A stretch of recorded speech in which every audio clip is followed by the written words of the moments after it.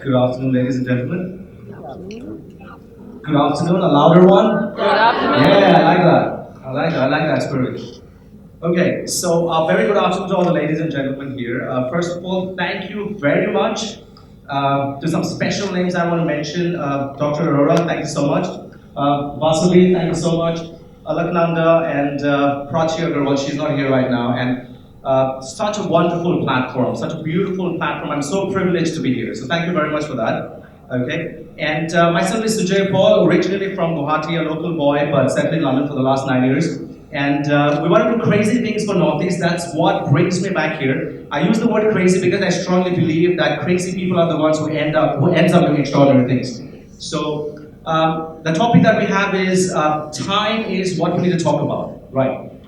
Before even I start the session, I want to ask you a quick question. Raise your hands if you guys want to be effective in time management. Great. And raise your hands again if you want to multiply your time, if you want to have more time for yourself. We all want that, right? Great. But that's a dilemma for most of us. But before I proceed forward with the session, I want to ask you a quick question. What is stopping us? What is stopping us when it comes to being effective with time management? Is it the fear of failure? Is it the fear of starting something? Sometimes people are so afraid to start something because they feel that they don't have that particular skill set that they need to have.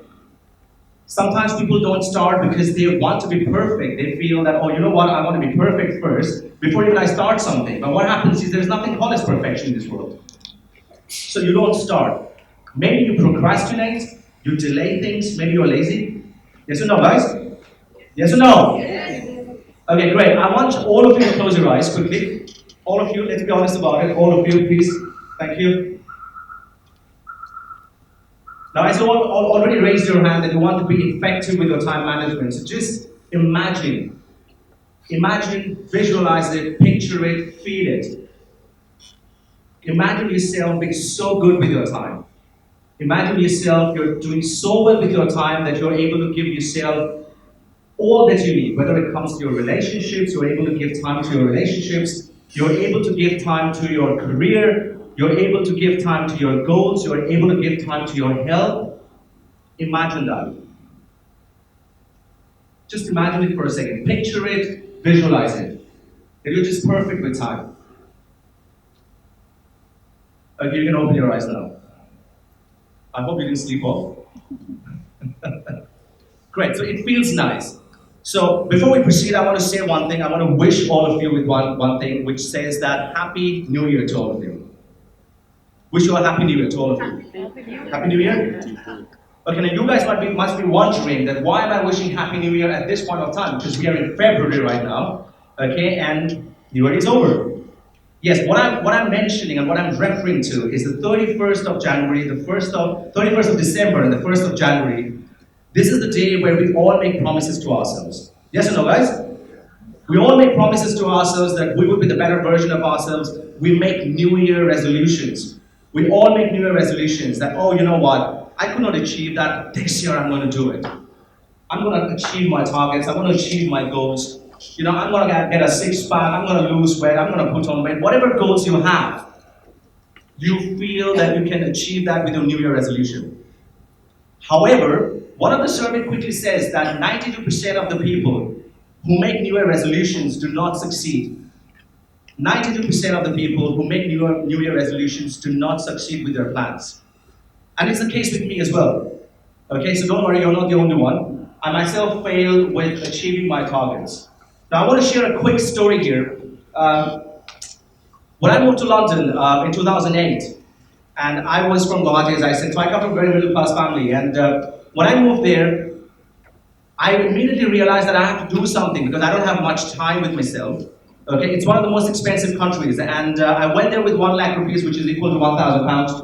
I went there and I worked really hard, and of course, over a period of time, fast forward, I cleared all the debts which I had back in India, and I could start my own business there as well. But what I realized with time at that point was, if I work for someone else, as in if I work for some other company, I'm actually making someone else's dream come true.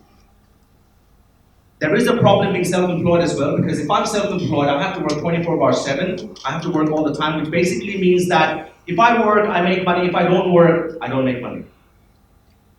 So what I eventually realized was I got to be a business owner. It's the transition of from being a business owner to actually an investor, where time works for you. Basically, what I'm talking about is money works for you. You got to make sure that you don't work for money, but money works for you. And that way, you can have more time for yourself. You can multiply your time. Can I get 2 minutes by any chance? Impossible? Short on time? You sure? Thank you so much.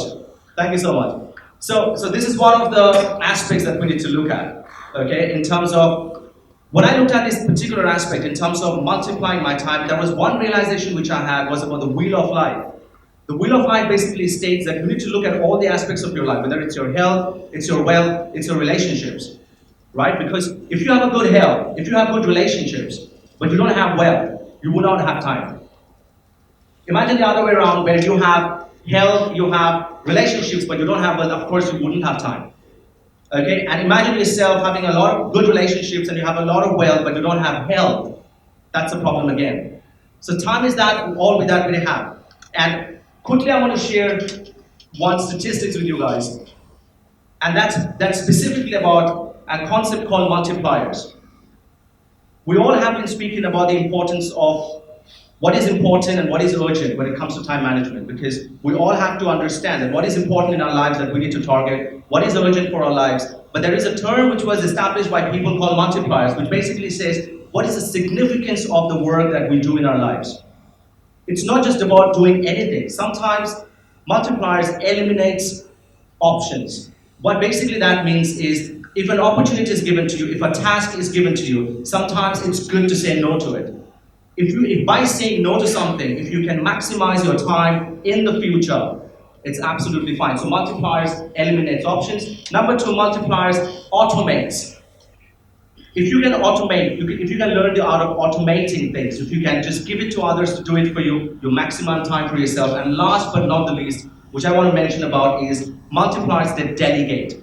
Give it to others, empower other people. Don't try to control everything by yourself, because if you try to do everything by yourself, you would never have time for yourself.